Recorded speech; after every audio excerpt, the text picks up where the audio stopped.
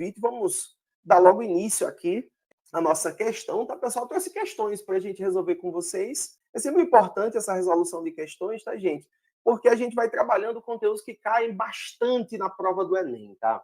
Essa primeira questão que eu trouxe para vocês, tá, gente, foi uma questão sobre ciclo do nitrogênio.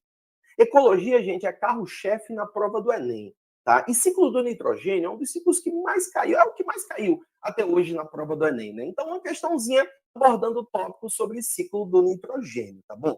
Ela traz um textinho falando, ó, o tratamento de esgoto gerado por fábricas e residências pode se tornar mais acessível em virtude de uma nova proposta tecnológica que utiliza um reator capaz de transformar nitrogênio orgânico presente no esgoto em nitrogênio inorgânico. A tecnologia prevê o uso de um cilindro de acrílico com espuma de poliuretano em seu interior, sob a qual se fixam bactérias capazes de tratar o efluente. As bactérias que ficam no exterior da espuma realizam reações de... Aqui, pessoal, no comando da questão, aqui está a dica, aqui está o que está sendo perguntado especificamente, ó. As bactérias realizam um processo de nitrificação. Gente, o aluno que vai fazer a prova do Enem precisa conhecer esses processos básicos relacionados ao ciclo do nitrogênio. O que é uma fixação biológica, né, que muitas vezes vai aparecer como biofixação. É a fixação do nitrogênio atmosférico, ó, quando o gás nitrogênio é transformado em amônia, que é o NH3, tá? O que é uma nitrosação? É quando a amônia é convertida em nitrito, que é o NO2-. A nitratação, quando o nitrito é convertido em nitrato, que é o NO3-. E a desitrificação, nitrato convertido em N2, tá, gente? A questão falou sobre o processo de nitrificação, ó, que não apareceu aqui, mas eu vou colocar para vocês, olha. Isso seria a nitrificação. A nitrificação, ela compreende os dois processos, tá, gente? É de amônia para nitrito e de nitrito para nitrato. A nitrificação, gente, inclui esses dois processos básicos, ó, realizados por essas duas bactérias aqui, ó, nitrosomonas e nitrobacter. Para quem não conhece, gente, essas duas bactérias são bactérias quimiosintetizantes. Então, gente, olha também que importância as bactérias têm, os micro-organismos procariotes têm para a ocorrência desse ciclo, tá, gente? Para a ocorrência desse ciclo, ó. Bactérias do gênero Rhizóbio. Quem faz esse processo de fixação também são as cianobactérias, ó. Tem as bactérias do gênero Rhizóbio, que vivem nas raízes das plantas leguminosas, né, que vivem de vida livre, né? Então, pessoal, dada essa dica para vocês a respeito do ciclo do nitrogênio, vamos voltar para a questão, ó. A questão diz, ó, a desnitrificação desse substrato. E as que ficam no interior realizam a desnitrificação. Só que a questão diz assim, ó, na primeira etapa do processo. Opa, qual foi a primeira etapa do processo? A primeira etapa do processo foi chamada de nitrificação. Lembra, pessoal, o que é a nitrificação? Transformação de amônia em nitrito e depois a formação do nitrato. Aí ele pergunta, né? A ação da bactéria consiste em fazer o quê? Gente, tem que fazer a prova do Enem sabendo o que é fixação biológica, o que é a nitrificação e o que é a desnitrificação. Ah, Jean, uma vez eu peguei uma questão falando da formação de amônia a partir de compostos orgânicos, ó. Compostos orgânicos formando amônia. Ah, o que seria isso? Aqui é a amonificação.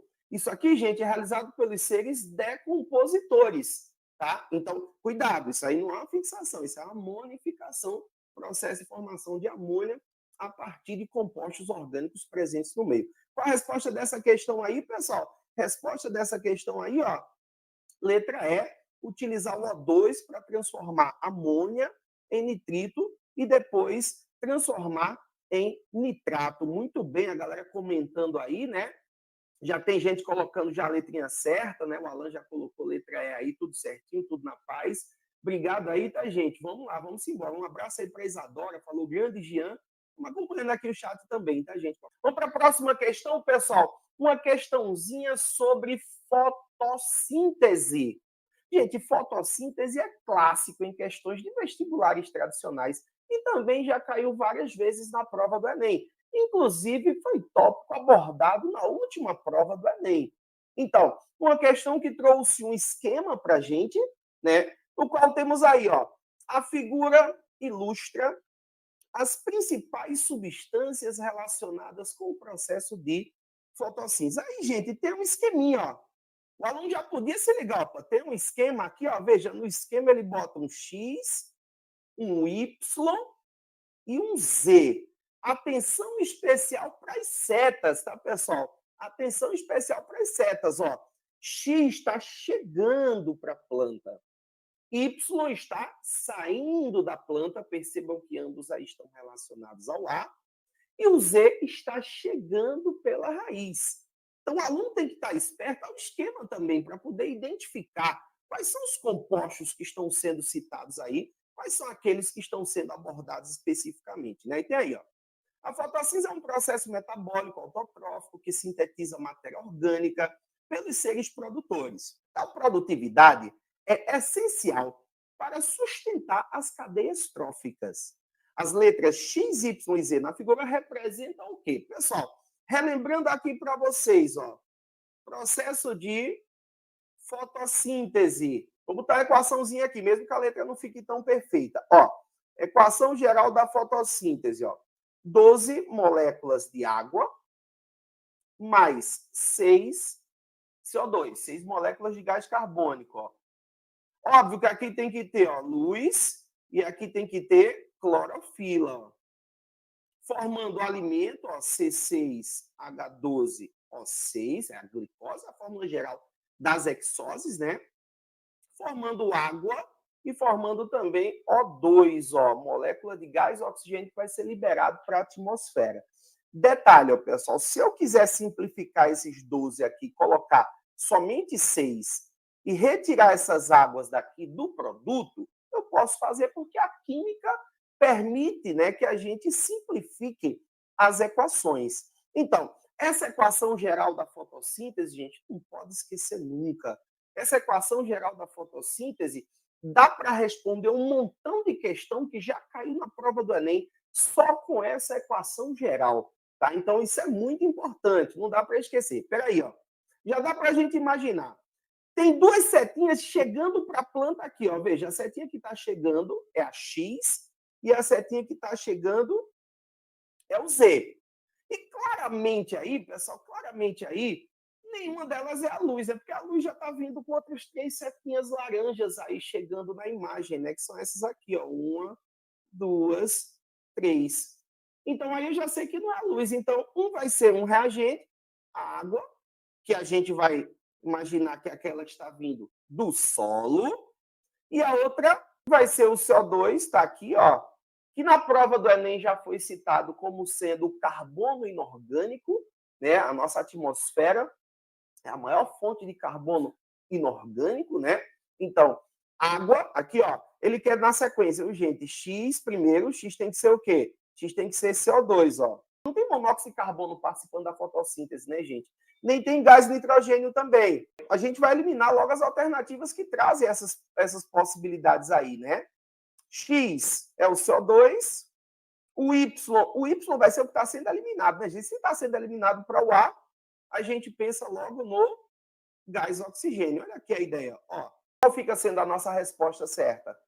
Olha aí, gente, resposta certa, letra D de dado, tá bom? Lembrando que a gente subentende que o Y aí está sendo liberado pela planta, por isso que a gente não cogitou a possibilidade de ser a glicose. Nem tinha nas alternativas aí a glicose como opção também, tá bom? Resposta certa, letra D, pessoal. Ainda estou no meu tempo, vamos para a terceira questão.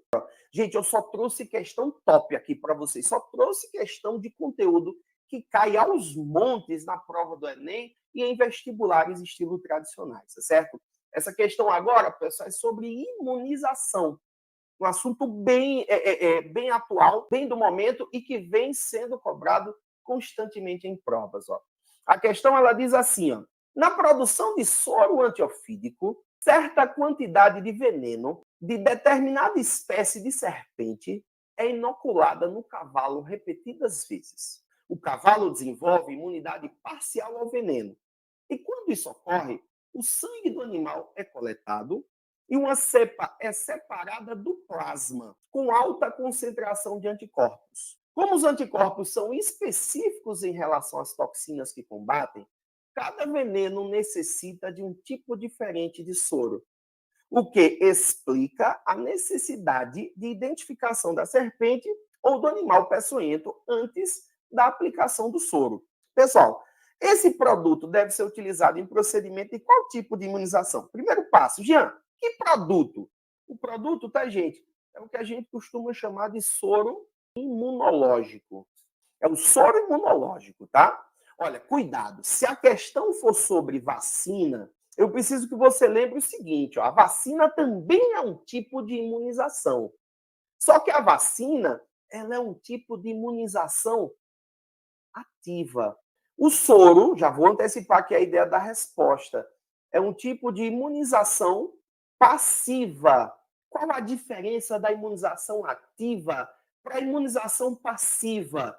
Na imunização ativa, pessoal, o indivíduo é estimulado a produzir sua própria defesa. Vacinas estimulam a produção de anticorpos. As vacinas, elas contêm antígenos que estimulam a produção de anticorpos. Então, é um tipo de imunização ativa, artificial, tá, gente? Artificial. O soro imunológico, que é o carro-chefe da questão, é um tipo de imunização passiva. Por quê? Porque o soro imunológico, ele contém anticorpos. Ele já contém anticorpos prontos. Então, é uma imunização passiva, não foi o paciente que produziu a defesa, entendeu? E, pessoal, cuidado, porque tem gente no chat aí dizendo que é uma imunização passiva natural, mas isso não foi natural. Por quê? Porque foi tirado do cavalo e foi aplicado no corpo do ser humano. É imunização passiva artificial, tá, gente? Natural seria se você estivesse recebendo os anticorpos da sua mãe, através do aleitamento materno, tá? Então, nesse caso, seria imunização natural. Natural seria se você estivesse recebendo uma defesa da sua mãe através da placenta, mas você recebeu a injeção, então é artificial. E a vacina também é artificial, tá? Que é aplicado no corpo do indivíduo. Resposta certa, minha gente. Letra E. A questão não é sobre vacina, tá? A questão não é sobre vacina, a questão é sobre soro imunológico. Cuidado aí, viu? Resposta certa. Imunização passiva, porque o soro já vem com anticorpos prontos, e artificial, porque não foi o corpo quem produziu essa defesa, tá bom? Vamos para a nossa última questão, pessoal, aqui. Ó, essa questão, pessoal, ela traz um heredograma, questão de genética.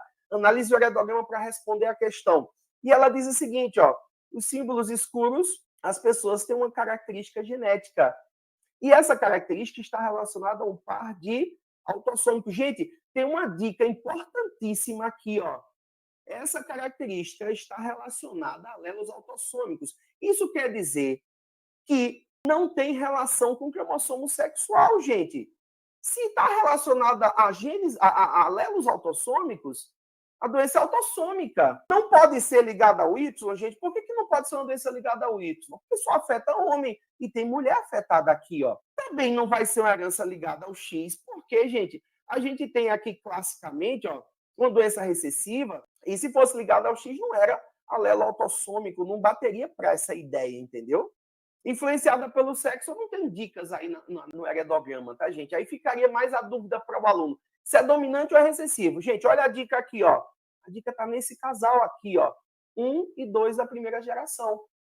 Eles são normais e tiveram uma filha afetada. Quando isso acontece, nem pode ser recessivo ligado ao X. Só pode ser autossômico recessivo. Ó. Isso quer dizer que o casal aqui, ó, é de heterozigotos e essa menina afetada, ela é azinho, tá joia?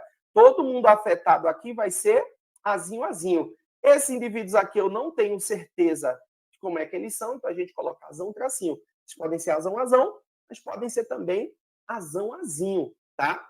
Esse indivíduo aqui eu também não sei como é que ele é, porque ele veio de fora da família, não tenho nenhuma informação. Agora, essa menina, de certeza, essa 1 da geração 3, de certeza ela é heterozigota. E por que ela é heterozigota? Porque ela, sendo normal, ela recebeu o azão aqui, ó, do pai dela. E recebeu o azinho da mãe, que era azinho, azinho. Se a mãe era azinho, azinho, só pode ter mandado azinho para ela. Pessoal, anota essa dica que eu vou passar para vocês. Toda vez que tiver um casal normal com uma filha afetada, essa herança tem que ser autossômica recessiva, não pode ser ligada ao X. Porque em herança recessiva ligada ao X, quando a mulher é afetada, o pai dela tem que ser afetado. Então, por exemplo, se você tem uma mulher daltônica, o pai dela tem que ser daltônico. Se a mulher é daltônica, todos os filhos homens dela serão daltônicos. É assim que funciona a herança recessiva ligada ao X, tá? Porque o homem só tem o X e esse X ele recebe da mãe dele. E a mulher tem 2X, obviamente, um veio do pai, outro veio da mãe. Se o pai só tem um X, só pode ter mandado o X para a doença. Então, se a mulher for daltônica, o pai dela é daltônico e todos os filhos homens também são daltônicos, tá?